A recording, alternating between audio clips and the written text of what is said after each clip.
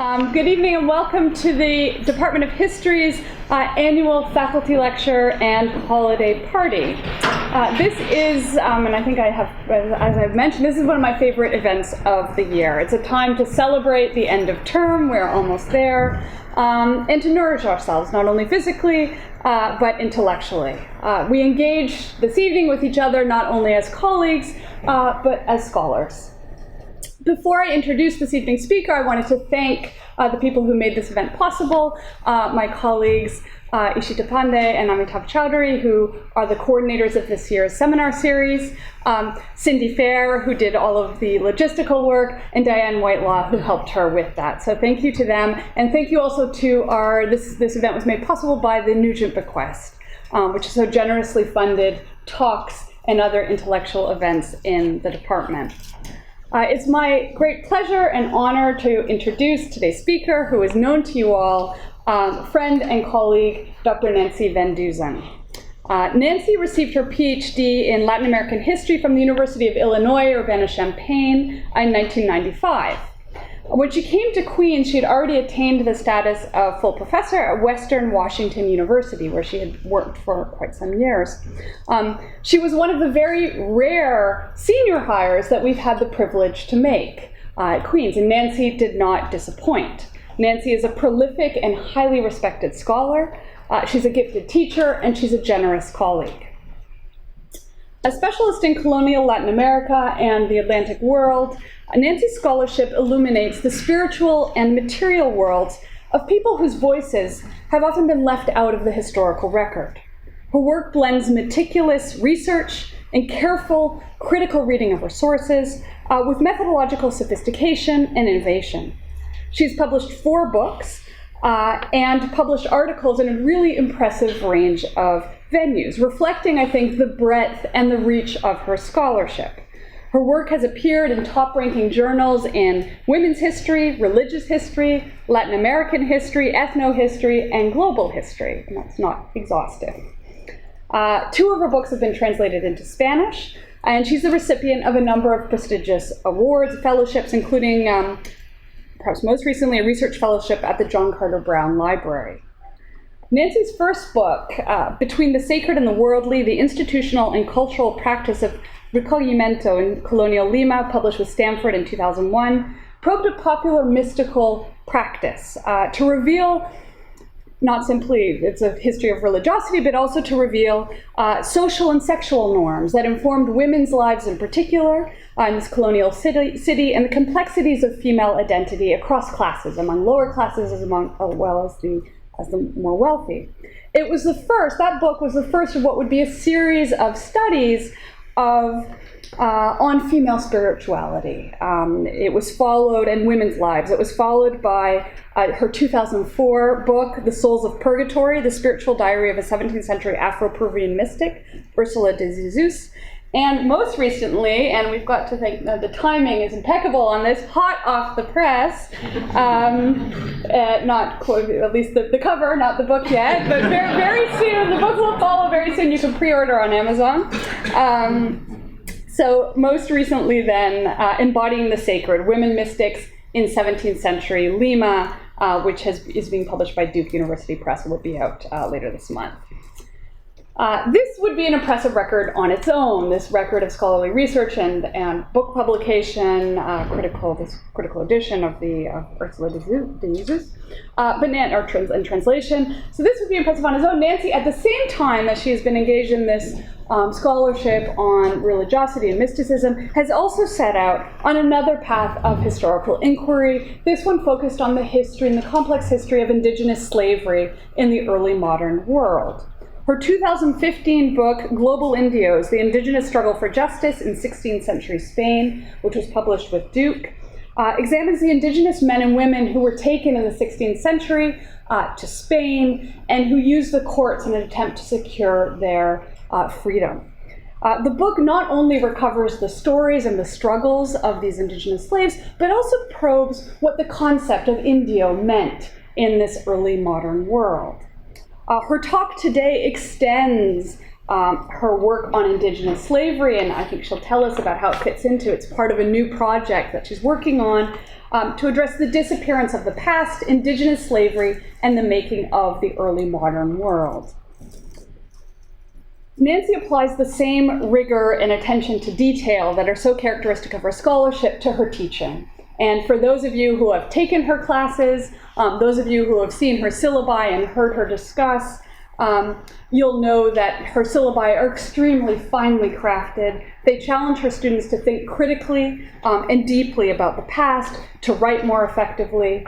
She is brilliant at giving feedback to other colleagues, to graduate students working on their SHRC applications, and in this way brings her scholarly rigor and shares it with all of us.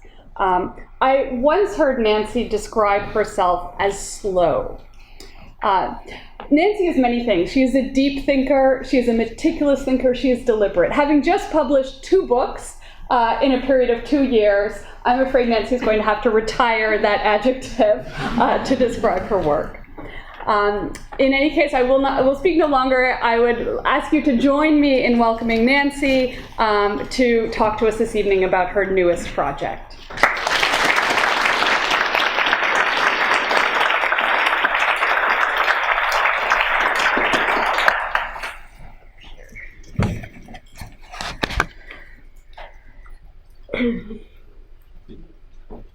Hydrated.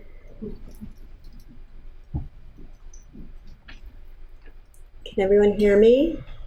Okay, great. Well, I would thank you so much, Professor Manley, for that wonderful and very thoughtful introduction. And thanks also to Professors Chowdhury and Pandey for inviting me to give this lecture tonight. It's an honor to be here standing before such a wonderful crowd. I'd like to thank Maureen Garvey for helping me to become a better writer, and Preston for his support. I'd especially like to thank the students of History 400, the Historical Imagination, for their keen insights and for helping me to become a better teacher and historian. Well, the History 400 students are future historians. Please stand and be recognized. Stand up.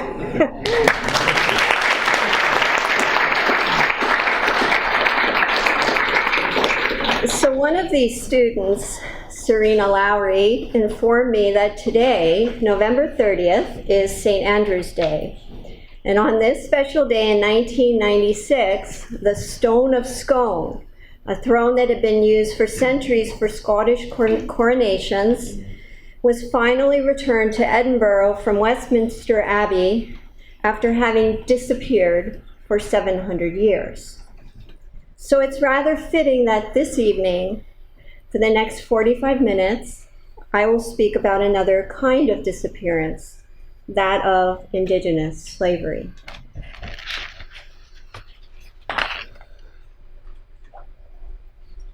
Oh, let me get my little laser guy. Okay. So, in 1552 in Madrid, Spain, Catalina, a pipil from the area of what is now El Salvador, this area in particular, told her tale of captivity to a Spanish notary in a legal interrogation. Going back in time nearly 30 years, she talked about how in the 1520s she was known as Zagua and had lived with her family in the village of Nonoalco. In 1527, the soon-to-be famous conqueror Sebastián de Benalcázar passed through her village and appropriated Le Cupo, Zagua, baptizing and renaming her Catalina. She was an 8-year-old child, and in her own words, her teeth were still moving when she entered Benalcázar's household.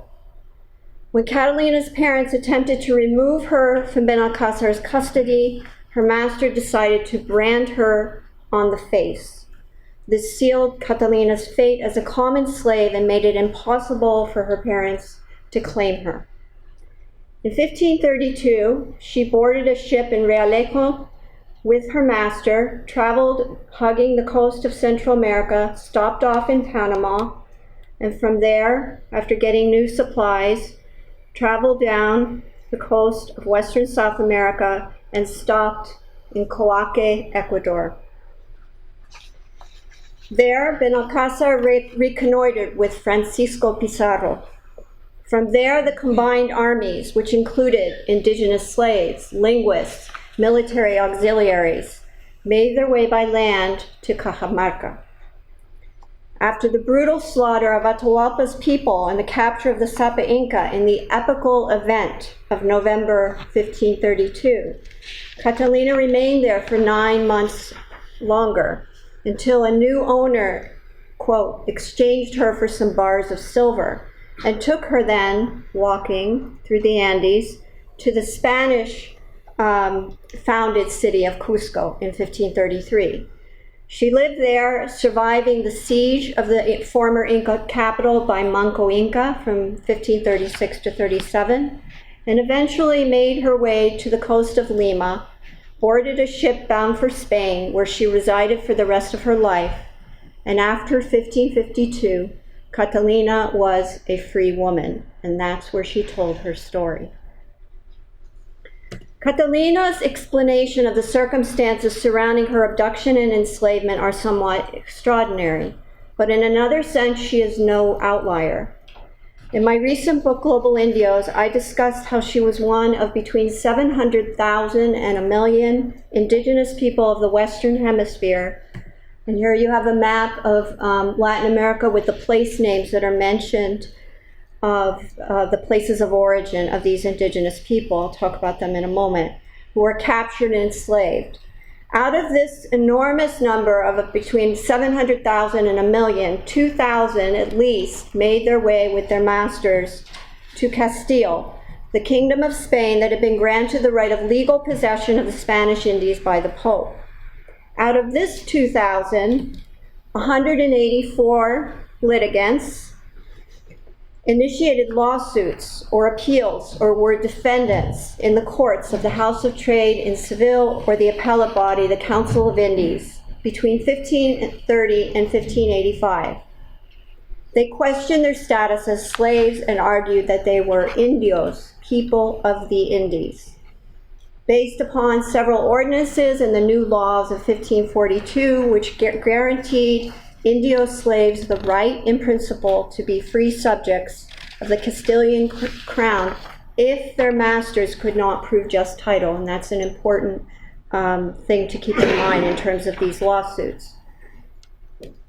In this treasure trove of litigation suits, slaves tell their migratory tales, and here you have a folio of a proof or set of questions on behalf of the indigenous litigant Barbola. These indigenous plaintiffs would call on witnesses, some of whom were also indigenous and enslaved, and relied on free legal representation to prove their status as free vassals. As Rebecca had mentioned earlier, in Global Indios, I used an ethnographic lens to analyze evidence such as paper documents, witness depositions, and the brandings on the bodies of slaves as representing a kind of paper reality about bondage that fit into a normative legal framework and created truths out of fiction. I also traced the movements of indigenous slaves and slave owners to Castile, and here you have the towns where they lived in Spain after they had been taken there. I situated the experiences of people in bondage living in Spain, and then I considered their interactions with other people from other parts of the world in the local but globalized context of Spain itself. By doing this, I attempted to decenter the model of a one-way transfer of people and ideas from the metropole, Spain, to the colonies, Spanish America, that still prevails in the field of colonial Latin America. The book's subtitle, The Indigenous Struggle for Justice, is a tribute to the great U.S. historian of colonial Latin America, Louis Hankey, and a reminder that the struggles to eliminate indigenous slavery were not just a matter of the declarations of kings and counselors, or of the famous Dominican friar Bartolomé de las Casas, but also of the efforts of ordinary litigants, the majority of them women and children, who were some of the first to insist on the moral costs of globalization. And I might add that many of these cases didn't reach completion, but of those that did, 95% of the indigenous litigants got their freedom. As I worked on Global Indios, I started moving out of my Iberian world comfort zone and reading the more plentiful scholarship on indigenous slavery in North America in English, produced in the last 20 years. These recent works illustrate that the hidden history of indigenous slavery should no longer be on the borderlands of the histories of slavery and colonialism during the early modern period. Scholars note that a variety of forms and practices of human bondage coexisted both before and after Europeans arrived in America. These included a continuum of labor and kinship arrangements, incorporating captured enemies into a tribe or confederation, conscripting soldiers called indios amigos, tenure contracts, lifelong service, permanent exile as a laborer, as you see with the Apaches in 1790s going to Cuba, to chattel slavery, whereby the condition of bondage passed from mother to child for generations. Under colonial rule, slavery not only became commonplace, but ubiquitous, crossing imperial borders and involving between 1400 and the end of the 19th century, the enslavement and deracination of between 2 and 5 million indigenous Americans. As I came to realize the gravity and ubiquity of indigenous slavery, I asked myself, why has such a monumental history disappeared from our narratives about the early modern period? And what have the intellectual and social costs of that erasure been on our conceptualizations of the past in the present? This is a very big question with no easy answers. There are many reasons why indigenous slavery is still the other slavery, relegated to the back burner of slave studies. Most non-native students of United States or Canadian history still do not realize that often the first slaves of European colonizers were First Nations people. But First Nations families have long known these family stories passed down from one generation to the next. They've been aware of the effects of slavery and deracination have had on them. Especially potent is the myth of extinction, which has created the stubbornly persistent narrative of the vanishing Indian, of which slavery is a component. What then does it mean to say that a particular history of prolonged enslavement has disappeared? The word disappearance can conjure distinct images. To disappear is a transitive verb, referring to people being taken from their homes because they were deemed subversive in Argentina, Uruguay, Brazil, of decaying edifices, nearly effacing forgotten leaders of the Haitian Revolution like Sanssouci, Saida Hartman's lament for truncated genealogical trees because of the brutal saltwater slavery, or pottery shards onto which we project a sense of loss and hope in their fragments. As historians, archivists, anthropologists, archaeologists, we endeavor to piece together something eluding our grasp. We've all experienced the raised pulse when we find a documentary treasure that reveals a previously undisclosed world or helps us see through palimpsests of truths. We all know that disappearances, silences, absences are integral to our engagement with both the present and the past. Sources on indigenous slavery do exist, otherwise we wouldn't have the books we have.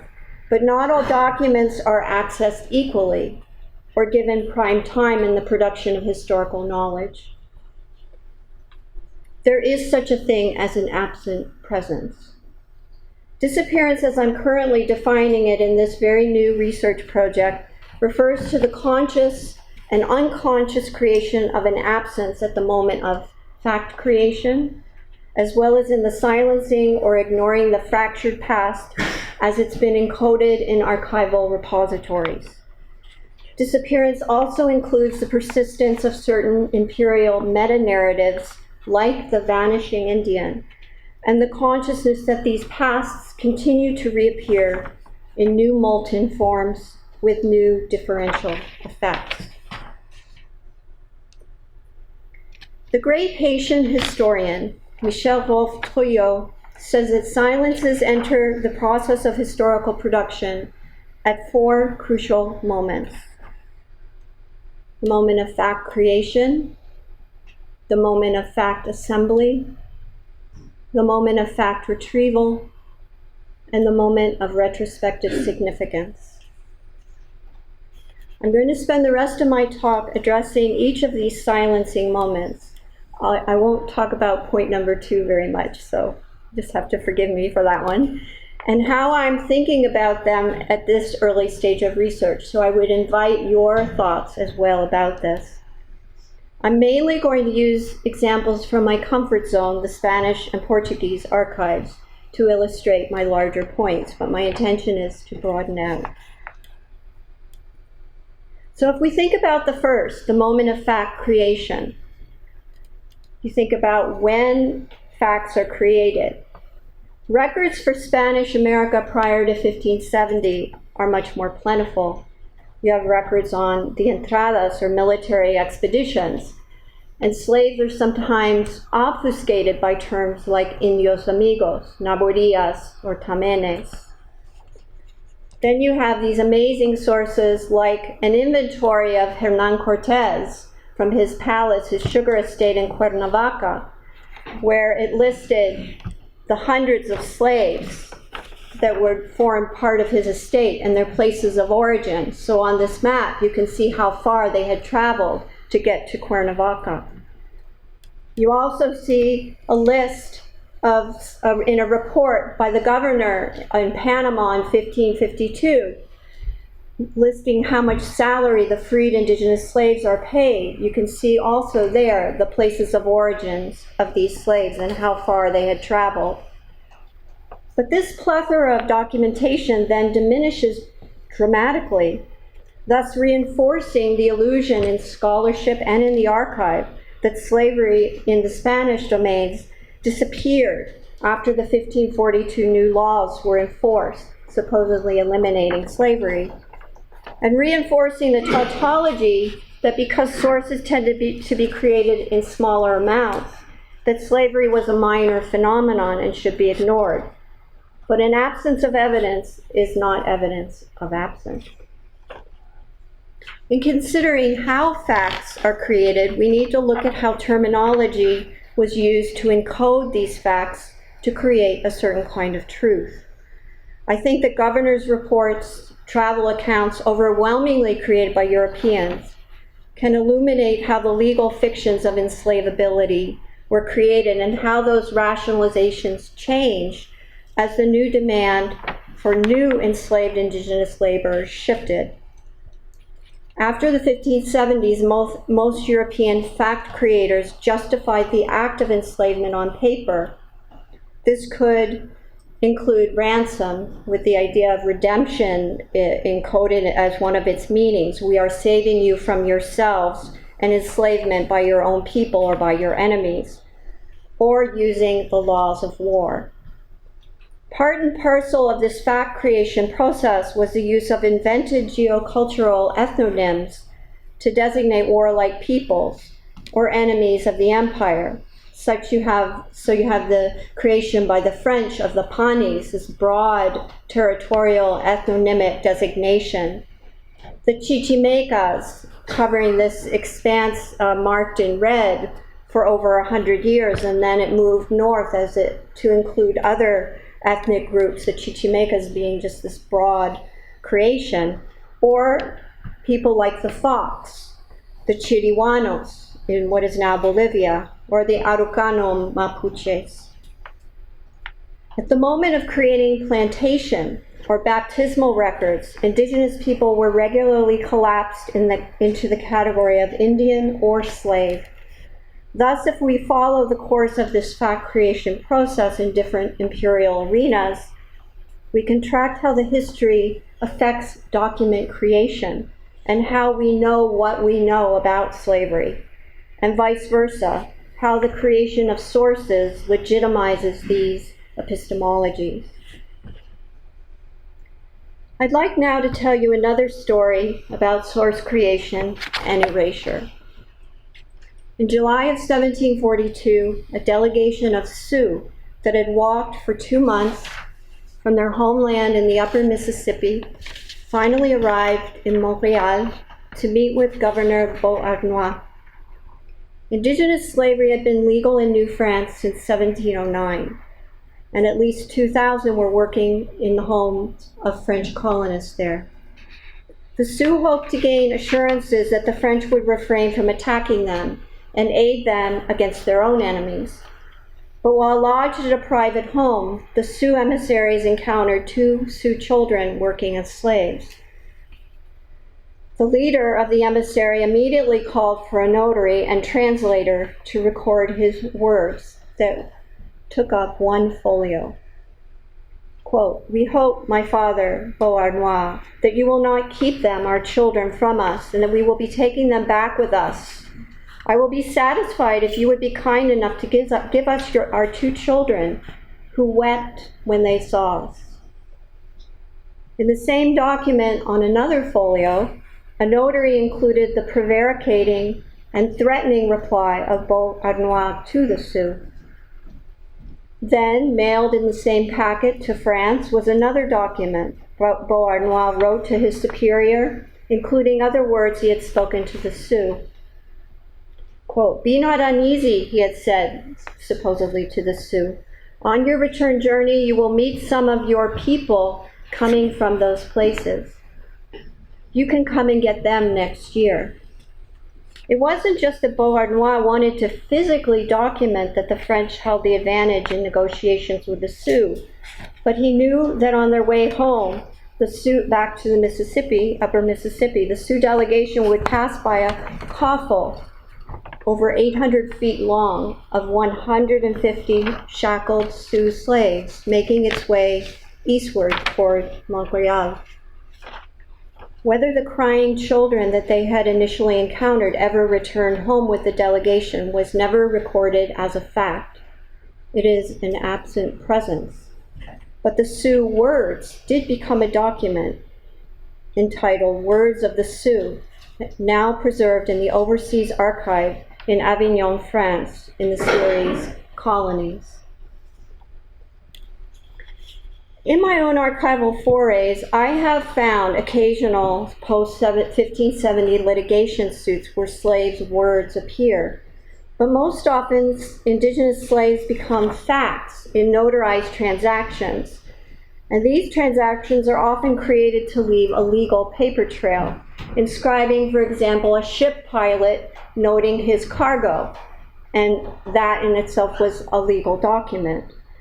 Or in wills, this will of Juan Gallego Saavedra, who wants to ensure that a Chichimeca boy named Pablo will be left in the care of his cousin. He has the document of possession somewhere, but this is a way of sort of covering his tracks. Now, from these kinds of records, scholars of slavery have been able to reconfigure family life or processes of ethnogenesis, and that's very important. But I'm just wondering, because it's difficult to use these micro-historical accounts in a serial way to represent the enormous weight of the totality of between 2 and 5 million slaves in what I'm trying to call a prosopography of the voiceless. Then there's the sheer physicality of these types of notarial records that you have to, wade through for days, if not weeks, to maybe find one source. Which would you rather read? This nice slim volume printed with Gothic script, or wade through this unindexed tome in the hope that you might find one document after 2 weeks. So there's a physicality there as well. Granted, all archives are based on fragments and segmented portions of lived experiences. That there's no question about that. But for Indigenous slavery, we don't have access to contracts, ship logs, or a transatlantic database that shows a clear and sustained trade from east to west of 12.5 million African peoples on 34,850 voyages, included documents where they are free because the slave trade is now illegal. For Indigenous slaves, we only have passing references to small raids, vague enumerations, anecdotal evidence. The lack of systematic documentation makes it hard to grasp the hemispheric, indeed global enormity of this slavery. Painstaking archival research has been necessary to unravel continental middle passages, noting the transport of captive Hurons, first to Montreal, then to Martinique, Apaches to Cuba, Tupis from Brazil to Honduras, Nicaraguans, all Central Americans at one time were called Nicaraguan slaves, to Peru, and the list could go on and on. Occasionally, there's a map and that will trace, for example, the English Creek raids from the Carolinas on Spanish Florida in 1710, raids that would yield 4,000 Indigenous slaves in 2 years. So the third moment of silencing, the creation of narratives, is also key to the historical production of knowledge. When we retrieve facts from archives to create a research narrative, we often begin with archival search terms. In the Archive of the Indies, the largest repository in the world on the possessions claimed by the Spanish Empire, there are hundreds of entries on indios esclavos, indigenous slaves for the 16th century, and that's why I could write my book on global indios. But by the 17th century, you see words like pacification or war, or you have to look at them under a specific ethnicity, the Pichal of New Granada, and know that they had been enslaved in the 17th century.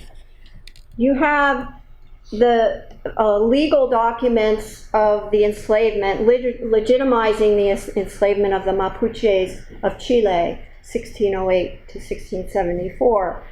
But after that, documents are very elusive, and in the 18th century, for the Spanish archives, almost non-existent.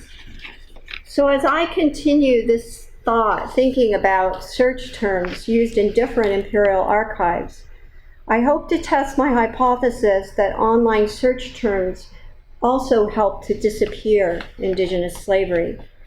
Digital searches, as Laura Putnam has argued, now allow us to think transnationally, but access to plentiful but selective sources that have been digitized has meant that search terms on which we base our ways of conceptualizing, ordering, and prioritizing accessible information dictate the topics we pursue and the narratives we create. So perhaps because Indigenous slavery is so trans-imperial and yet so elusive archivally, we don't write hemispheric studies because the search terms don't exist as finding aids. Finally, I'd like to address Trouillot's fourth moment of silencing, the retrospective significance, or the making of history writ large. From my perspective, Indigenous slavery remains in the tethered shadow, to use Homi Bhabha's term, of the history of the slavery of African peoples to the Americas. This happens in several ways. Generally, the main explanations given for the transition from Indigenous slavery to African slavery are the unsuitability of Indigenous people for labor-intensive agricultural practices and their decimation from European diseases, and the lucrative nature of the African slave trade for monocultural production in the littoral or core economic arenas of the two continents and on the Caribbean islands. Indigenous slaves do not easily fit into our models of colonialism that commoditize critical masses of chattel slaves or note their profit value in relation to certain commodities like sugar. Separating out different slave groups, which we do in social history, and creating an epistemological framework that recounts indigenous slavery as the preamble for a larger, more pervasive and insidious slavery still prevails, despite decades of research showing the ongoing presence of African descent and First Nations people, quote, eating out of the same pot, in the same households, working the same fields, forming families and communities together. This disappearance narrative that Africans replaced indigenous slaves can be traced to the 16th century. In 1552, Las Casas had the opportunity to publish a position paper on slavery, along with his much more famous Destruction of the Indies, the latter of which would cause a stir throughout the world for centuries and which is assigned in a lot of courses to this day. This treatise on slavery was initially drafted 2 years after the passage of the new laws. And Las Casas used to sit in on Council of the Indies meetings, and he wanted to give the council members a palpable sense of, quote, the detestable tyrannies that had occurred. The new laws of 1542, many of which were in the process of being rolled back, had not gone far enough, and Las Casas wanted to provide council members with stark, superannuated figures of 3 million slaves who had been deracinated and died. So this is an exaggeration. But he did so because he was advocating for a complete, not a partial, emancipation of all slaves. In the process of creating this all-encompassing vision of the destructiveness of slavery, however, Las Casas caused indigenous slaves to disappear as the victims of disease and enslavement. He never gave the millions who survived narrative weight. Decades later, the chronicler Antonio de Herrera constructed his 7-decade history of the Spanish Indies, published in 1601. Like other armchair historians, he had never left Europe, and he excerpted complete passages from Las Casas' unpublished writings. In fact, he had access to his archive to create a defense for the conquest and rationale for the legality of Spanish possession, which Las Casas had vociferously questioned. Indigenous people, Herrera argued, had been the victims of slavery before the enactment of the new laws of 1542. But now there's the epical moment. As completely free vassals, they're protected under the watchful gaze of a crown that would control the excesses of wayward Spanish entrepreneurs. And here you see Sebastián de Benalcázar, Catalina's owner, and employ Indios in state-sponsored corvée labor. Africans, Herrera argued, could do the work of 4 Indios and could be employed in complementary economic spheres.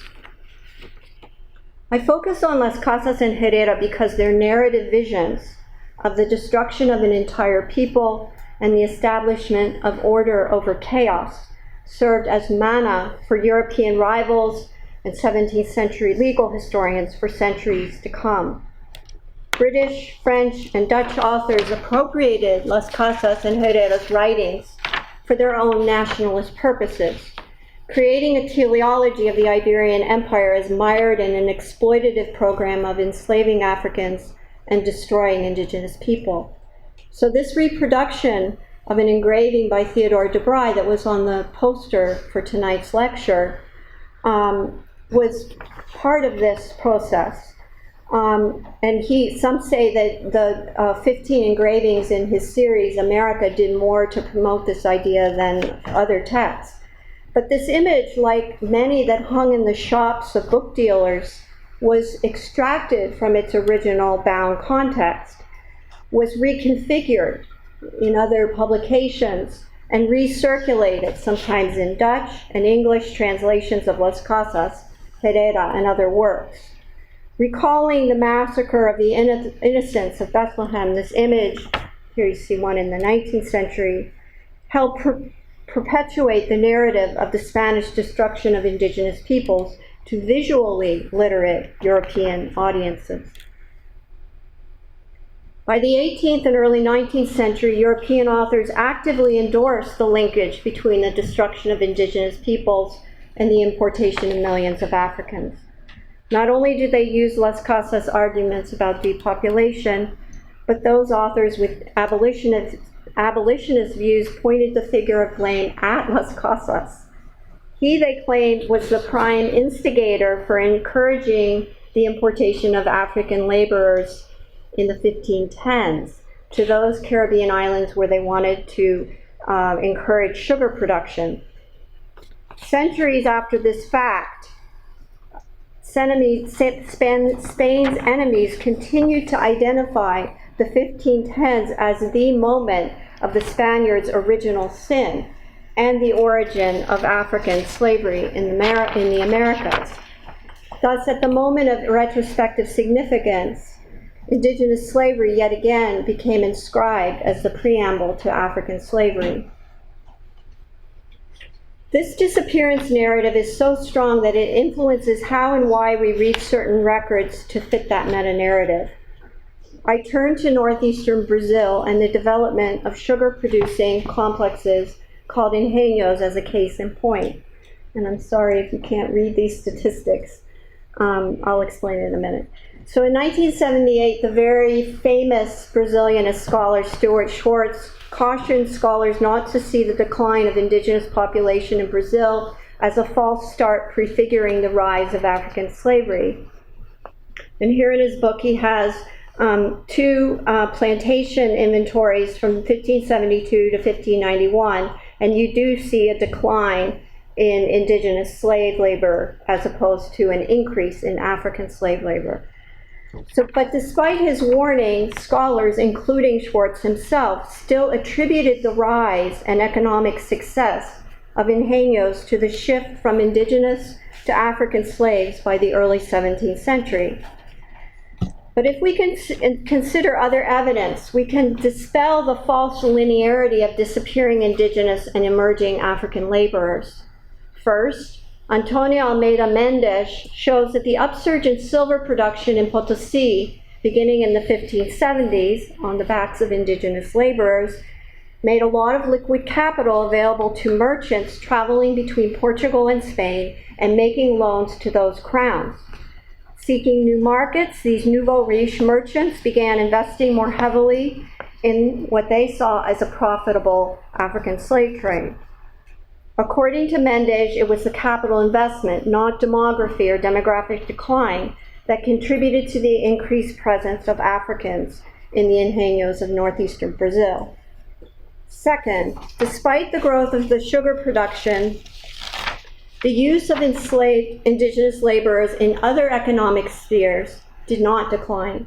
John Monteiro, and here you see these lines of slave raids in the southeastern part of Brazil to capture Guarani and Tupi peoples.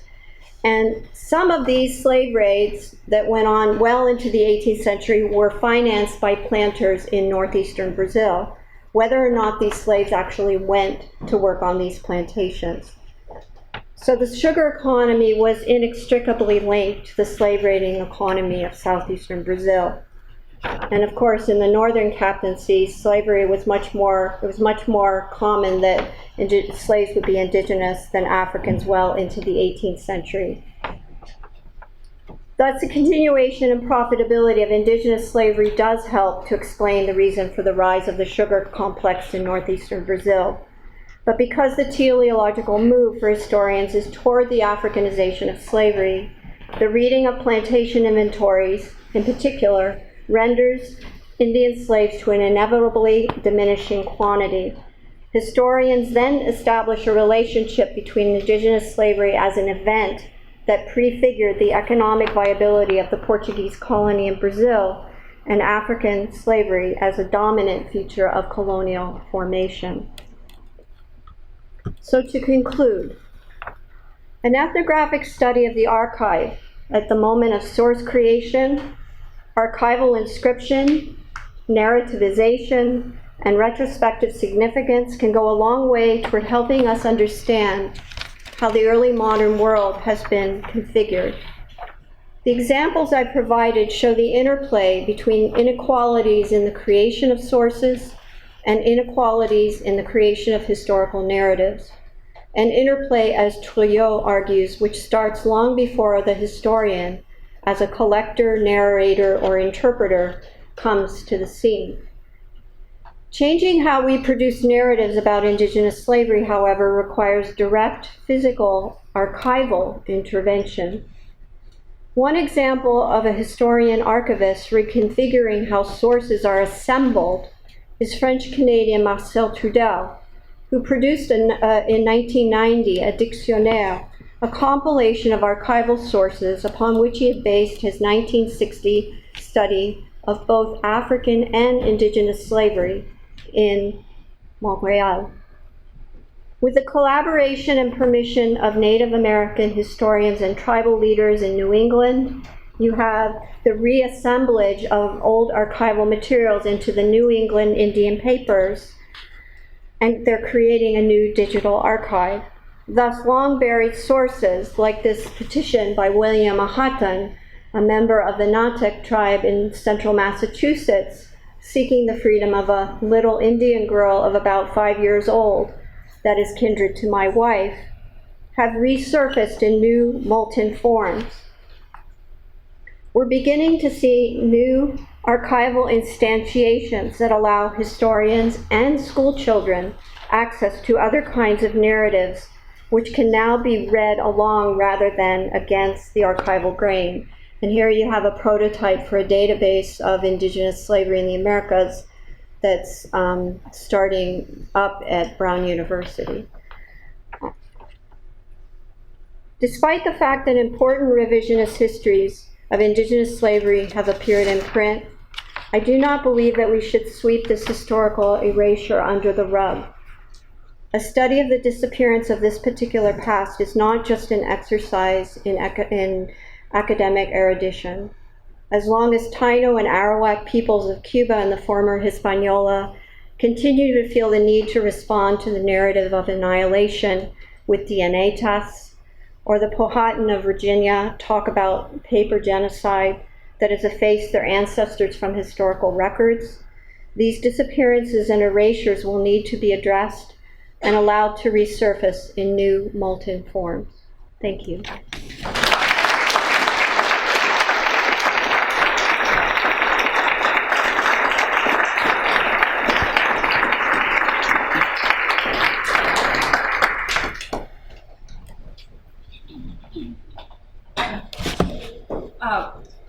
I think there's plenty of time for questions, so I think, Nancy, if you want to take the questions yourself, or would you like me to? I don't care. Questions. I'll be here to help. Maybe I should have a pencil to write them down if I get. Sometimes people ask 3 questions.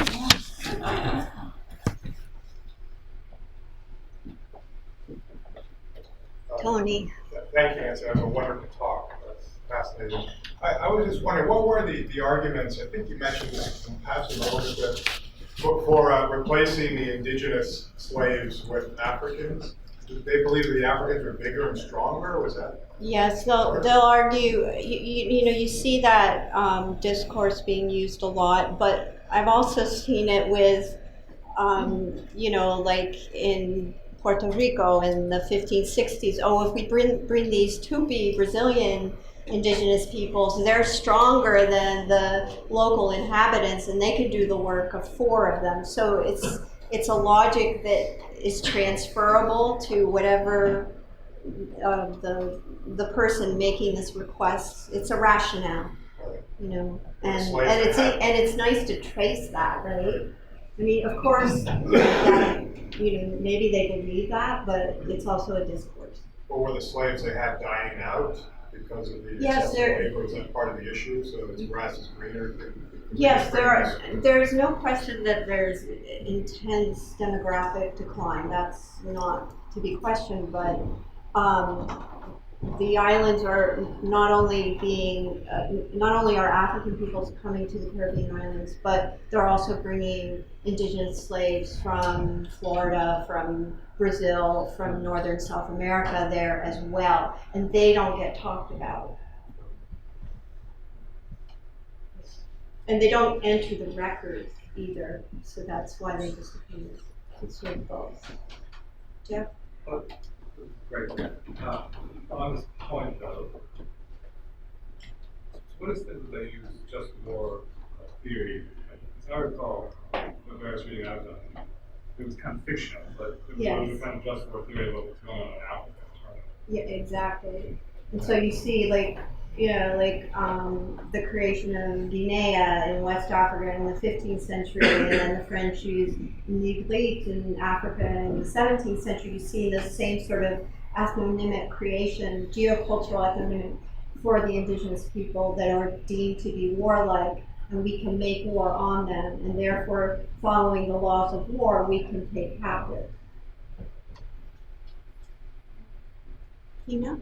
I just had a question about sort of if you notice any patterns between in discrepancies between sources on indigenous slavery that are situated, like when you actually find them in South America versus ones that are found in Europe. Just like the reason why I'm asking is just, I mean, I noticed this in my own work where when you like go and look at the colonial office records and you get a discussion of problems, but they're reports. But then when you actually go to say like Delhi, those archives give like a much more messier story of what's actually going on. Yeah, absolutely. But I still think that you can find some of those messy sources in the Archive of the Indies in the 16th century, but then in the 17th century, it's like an official declaration of war against the Mapuche, and you have to go to Chile to look at the notarial records, and sometimes every once in a while there are litigation suits. So there is that sort of archival difference, but there still is a lot less material as time goes on, and so that's something I want to think about, because there's something important there. So it is not just metropole versus colony. There's something else, and the sources that you do find are in those, in these sources that. They're legitimizing certain transactions, but they're not being talked about in other kinds of document genres. So what does that mean? That's something I have to think about. Yes. So I was wondering, I don't know if this is just from what I've read, but it seems to me as though there's some special association between indigenous slavery and domestic labor. And if that is true, like especially in Montreal.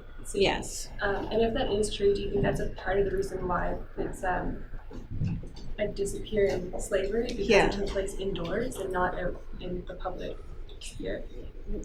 Yes, in some circumstances, yes, but in Barbados in the early 17th century, you have both indigenous and African slaves, and then the indigenous slaves, because they're being captured illegally or the laws change and shift, they're not entered into plantation records. So it is the sector of the economy where they're working, yes, where you're going to find more material, but it's also that in records that show sugar production or larger crop production, they're not being entered there either. And they may be, maybe they're working on the in the homes on plantations too, so they'd be part of the whole complex, but they wouldn't enter into that kind of record. So, yeah.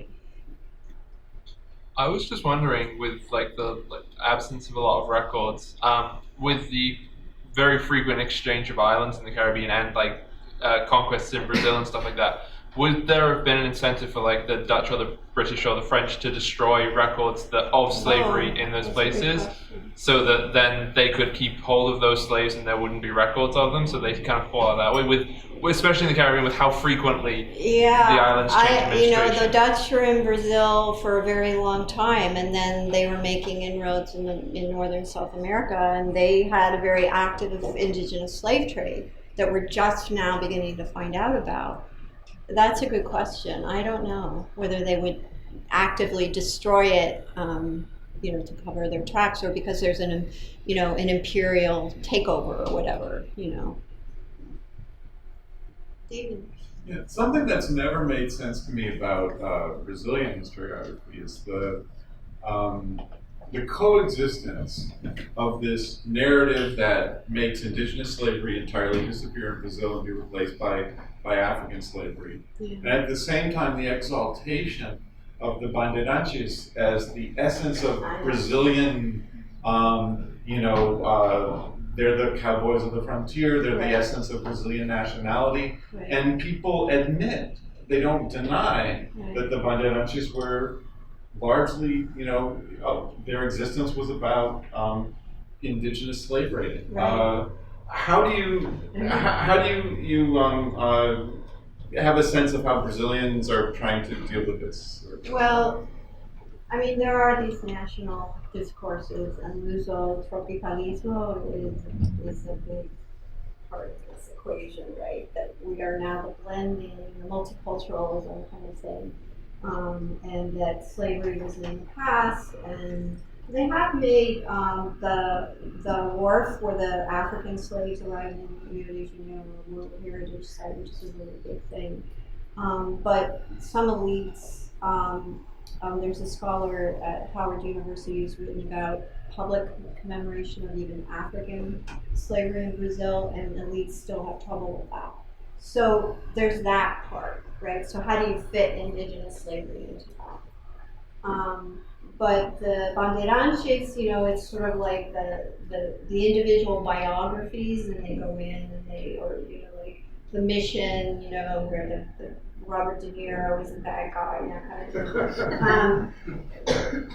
But that's like a piece, and it doesn't explain a total, and it doesn't explain a whole, and it doesn't explain that it's going on not only in southeastern Brazil. We raid Spanish territories, so that's okay, right? But when you get up into Pará, Maranhão, and that it's financing they don't want to listen to those numbers. I don't know, it's complex. Yes? I was wondering, aside from the role of Bartolomé Casas, Right. how does the church as an institution play a role in these disappearances, in this narrative of disappearance, with all their civilizing project? And I'm thinking of their internal struggles, specifically La Compañía de Jesús, when they were expelled, and much later. So much later, but it's a long process. How does that fit into the narrative of disappearance? Well, I'll just give you, in debating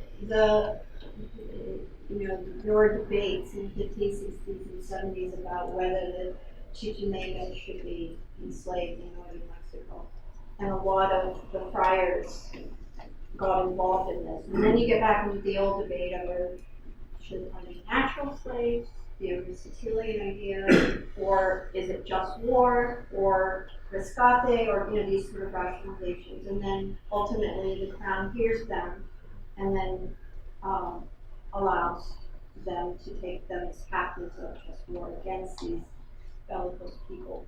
So they are involved, but the church in the northern part of Mexico, in these presidios, where the Franciscans and others were involved, they depended on indigenous slaves. And then the example from Chile is that, and this fits with the argument that I've heard my colleagues say, indigenous slaves, it's just on the frontiers, it's not in the core arena. But in Chile, the slave, they were talking about thousands and thousands, 30,000 people enslaved over, it's much longer than just the 17th century. These slaves were taken to Lima.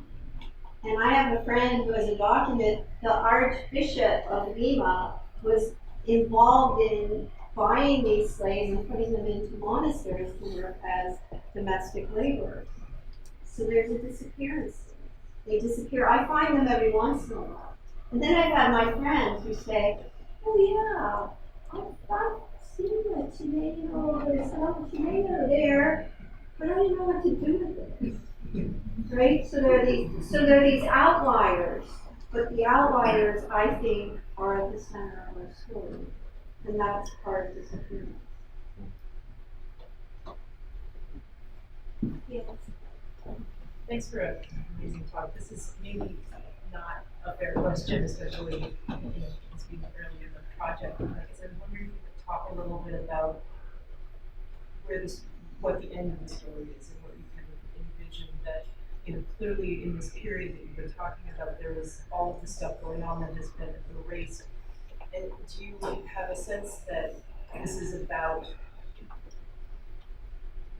adjusting the timeline and adjusting the sort of understanding of what was happening? And in fact, there was at some point, after the 18th century, there is in fact some sort of diminishment of Indigenous slavery, or is the story in fact that it continues? Andres Rosendo says it goes to the end of the 19th century and it becomes the United States.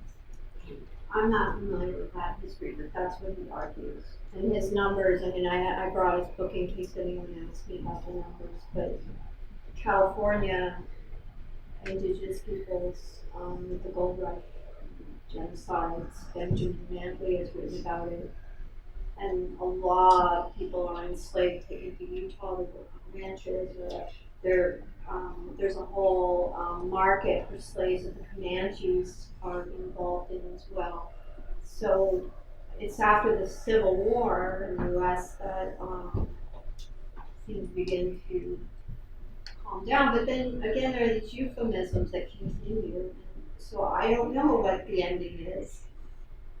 I'm just exploring the archive as a way of reinforcing these hidden histories, really.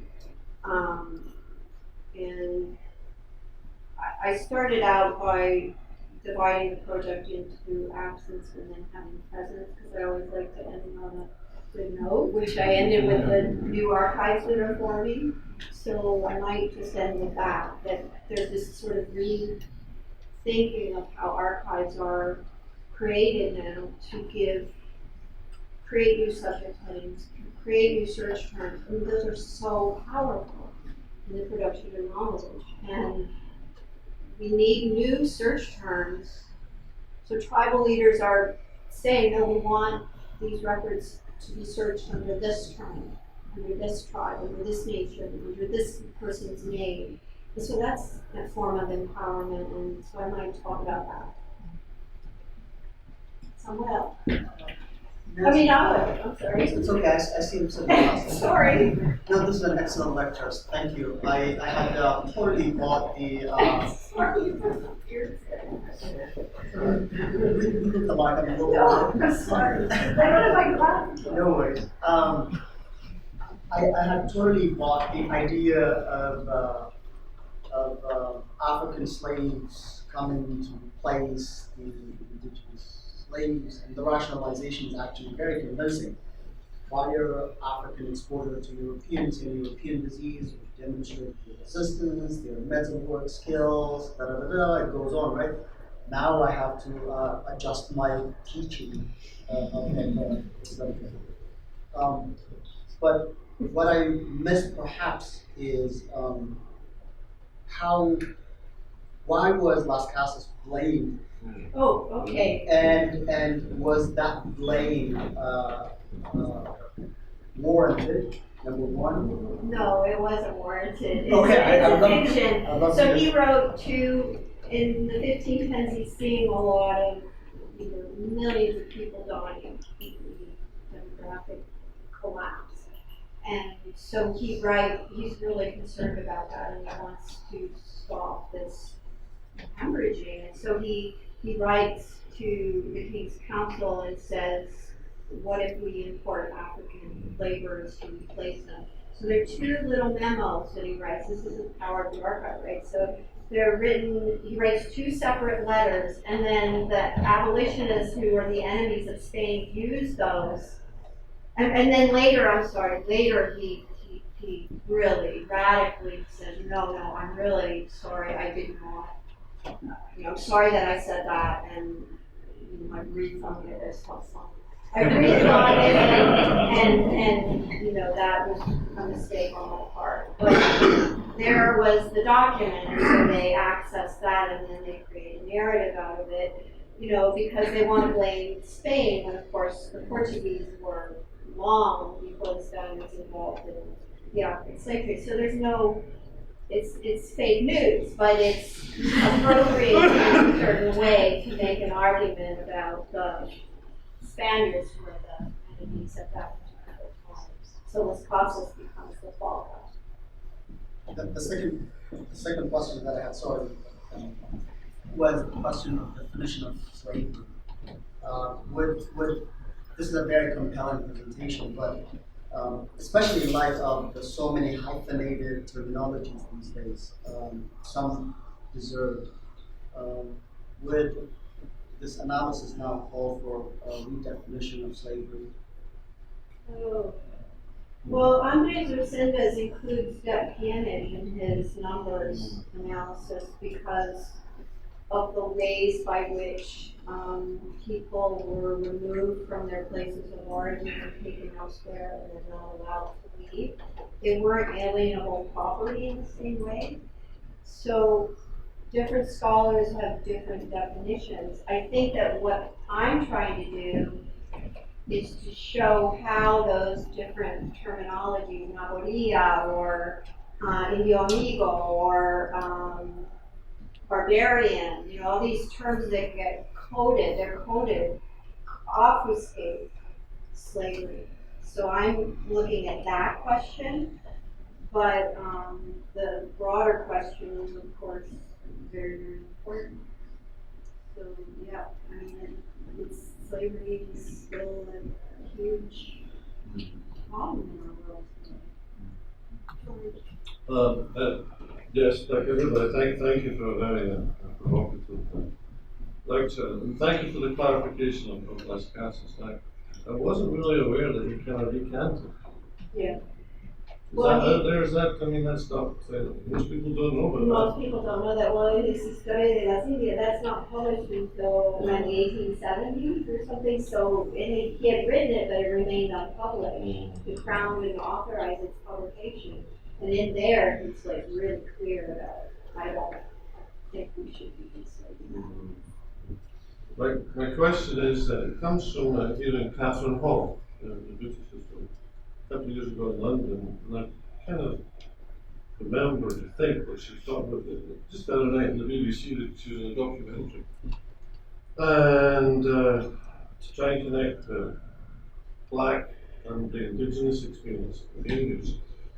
The flip side of abolition, of course, is compensation. I never really thought she's working with all these compensation records.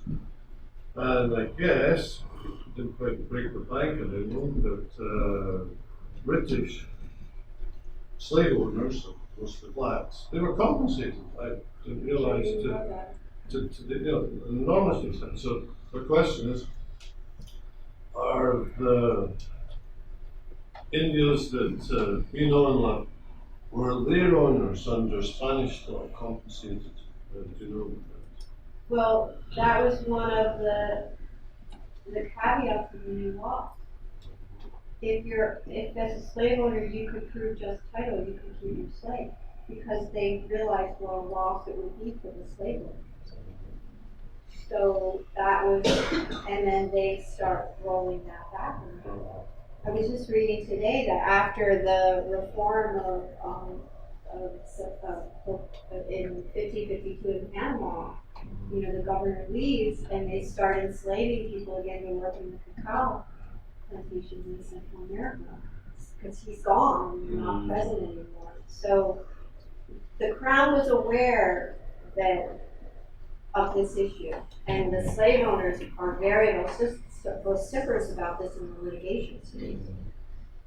That I am losing income, and how can the Crown not support me? I've been working protecting.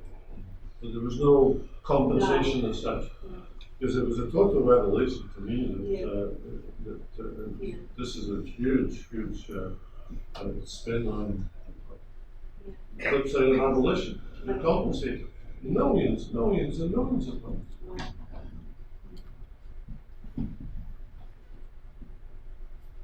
Shall we go drink and eat. Well, this was obviously, as the question suggests, this was a wonderful talk, Nancy, and I think we all leave with something to think about, not only about the history of Indigenous slavery, but about the production of historical facts and historical knowledge, and we'll be thinking about in our own domains of investigation. So if everyone wants to join me in thanking Nancy once again.